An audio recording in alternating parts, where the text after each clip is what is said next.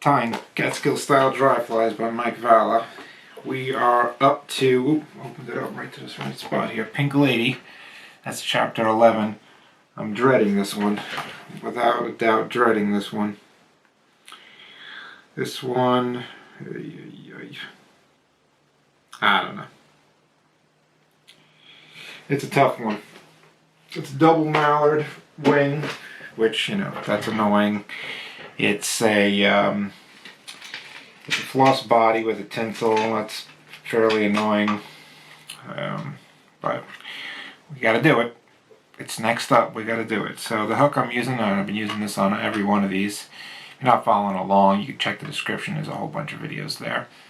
I'm tying all the dry flies profiled in that book by Mike Valla. I'm tying them all on these old Allcock size 10s. Everyone's going to be on this size 10. And I've tried to tie this one time already, and this is the way it came out. It's not bad, but there's a couple things I don't like.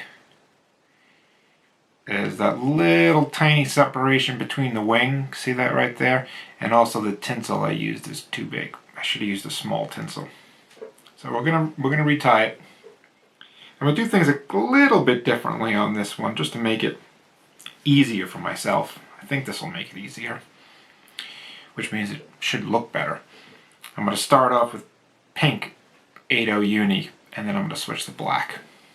So we're going to tie on. I'm tying these all Catskill style, so I'm going to tie on here.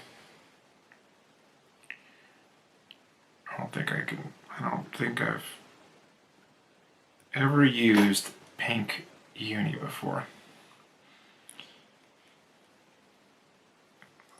Back here. Need a good amount of room. That is for sure. Need a good amount of room.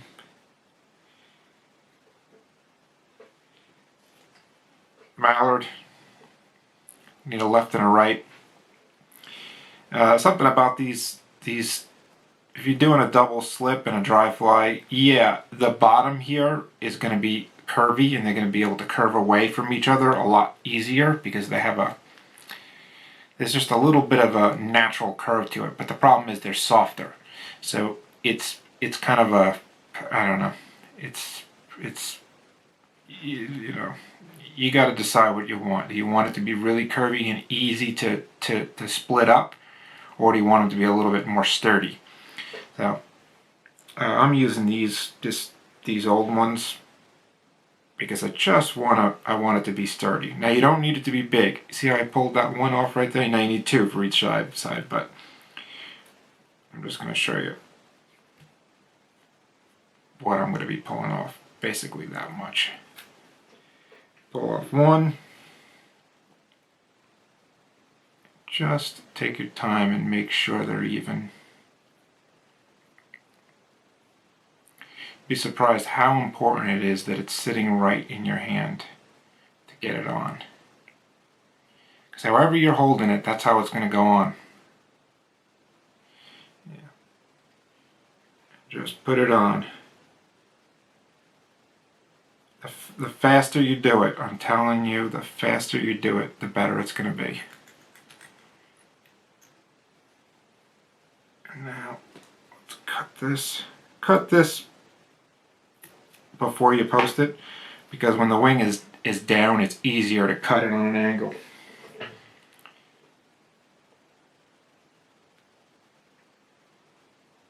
Now, I like to go down before I go back up, just so I know it's not going to move on me. Now, let's make sure. What do we got here? Oh, it's just a piece of thread. Now we're going to post this.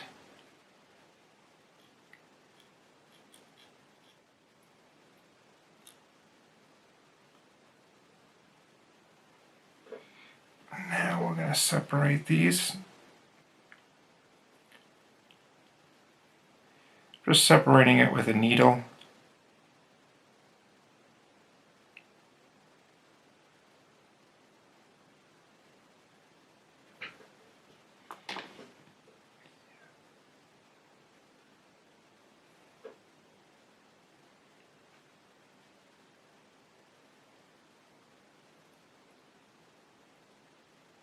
just trying to get them to go up a hair. Just trying to straighten them out without putting turns in. And you can do that just by creasing them. And then what I'm going to do is to keep them, apart or separated. I'm just going to drop some UV in the center.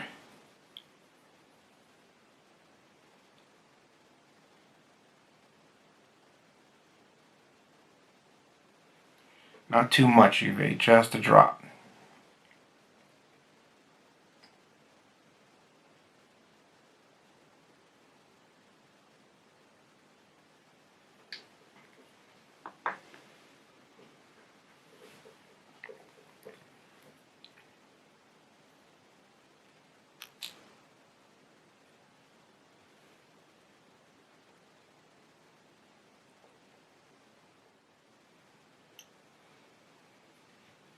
Tail. Tail is this brown.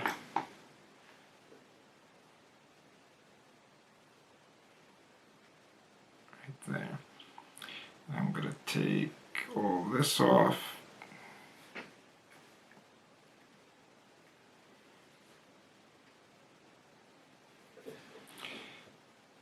And we want a good amount of tail because it's a big fly. It's a really big fly.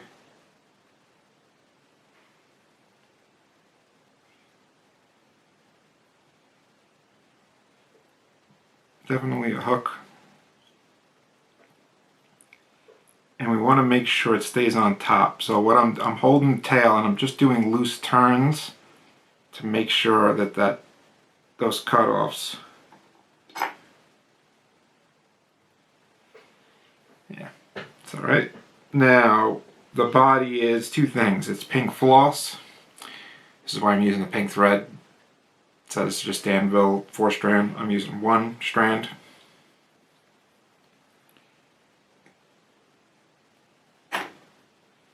And we will... There's a little bit of a weird crease in this one. Let's just toss that out and get a new piece.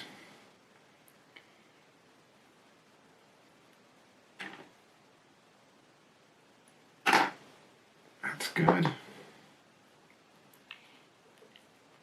Now I'm going to, you see how on the body there's still a little step there? It's hard for me to tell, but I bet you can see it. All I'm going to do is I'm going to take this and put it on, and I'm going to kind of roll it to the top. And that should, when I tie the whole thing in, it should make up for that space. Now I'm going, that's 3 turns there, and I went progressively up. And just hold that to the side. Now we'll put the tinsel in. This is a very small tinsel. It's mylar actually. It's very thin. I would call this, I don't even know, maybe it's a number 18. Really small, but that's what you need. You need a small one. You need the gold. This is a silver and gold, and you need the gold side, or you just need a plain gold tinsel. Now I'm going up just 1 turn in front of the other, just trying to make sure there's no overlapping thread turns. Now I think I'm going to go back just to smooth this out. Like this wasn't enough.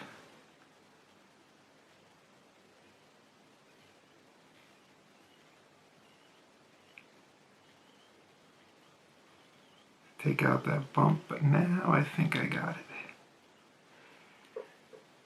Yeah. Alright, now the reason I went up to tie in the tinsel, you'll see right now, is I want to make a turn with this yellow floss. Now I'm using yellow floss, pink floss. I didn't have to do it this way because I am using pink thread, but this is how I usually do things in this particular case. I like to bring up 1 turn behind the tinsel so the tinsel doesn't start at the tail. And now we go in front. we caught the point. Oh no, don't fray on me.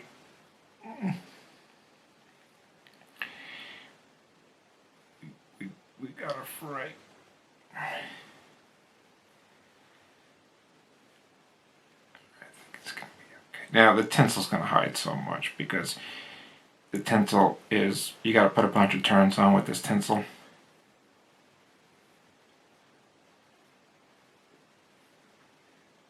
And we're gonna go up. And we're gonna go right there. And then we'll get the tinsel. So remember, it's gold. And you want a good amount of turns. You kind of really just, I think it almost should be half pink, half gold in the end. But, I mean, maybe 60% pink if you really want to get crazy with the numbers, but. Alright, now I'm going to switch to black. This was 8-0 Uni, this is now 12-0 Giorgio Benici. Now, why am I switching to black? Well, because the brown that I'm using, now, actually before I go into that, you see how I'm tying on here? I don't want to go this way. I'm tying this thread on here. Then I'm bringing all, like, the pink and the black forward. And the reason I'm doing that is because I'm going to cut it off and leave maybe a 1/16 of an inch, and then I'm going to tie that in. It's hard to tell, but maybe you can tell that's underneath there. And then I'm going to tie that in. So the reason I pulled it forward was so that the cutoff, if there's any like weird cutoff, it's on this side.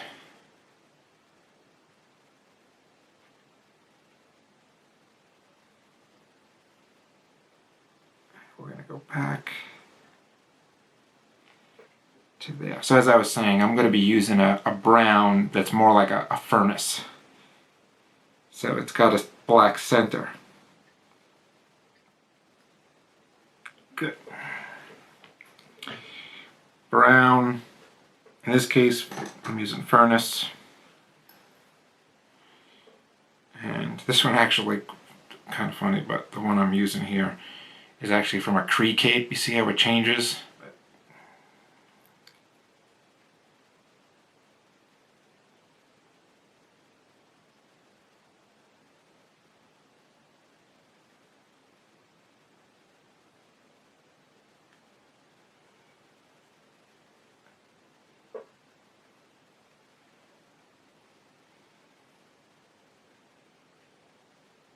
And this is one of those ones where you don't really need to be that crazy with the hackle, but I'm still gonna try and put 3 turns in. As you can see, I'm being a little more delicate.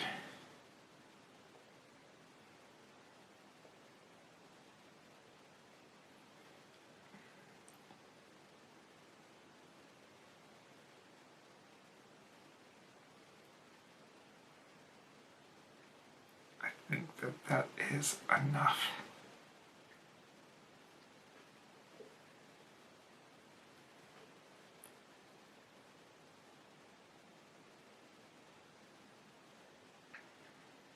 And that is 2. Where's my sharp scissors?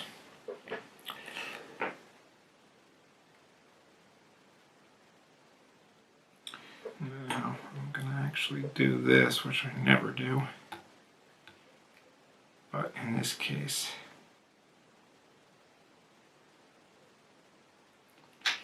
this is a hard fly, I'll tell you. It's just, it's a hard one. I mean, I don't know. This is the hardest one out of 11, I think. You know what? Maybe the Queen of Waters, but at least in the Queen of Waters, you don't have to worry about a hard wing. It's just a hard body. This is like a hard body, wing, hackle. Yeah. So there's a couple of stray ones here that I'm going to mess with. This one right here, If you can see it, it just doesn't want to. Sometimes if you just put a needle through here and bend it, it'll get hooked. Yeah, so it gets hooked on another one and it kind of stays straight. Yeah, that looks good. Yeah, that definitely looks good right there, for sure. All right, Pink Lady geese. I hate you, Pink Lady. Oh, that fiber popped out again. Oh, it's in. I'm not gonna touch it. All right, Pink Lady. Thanks.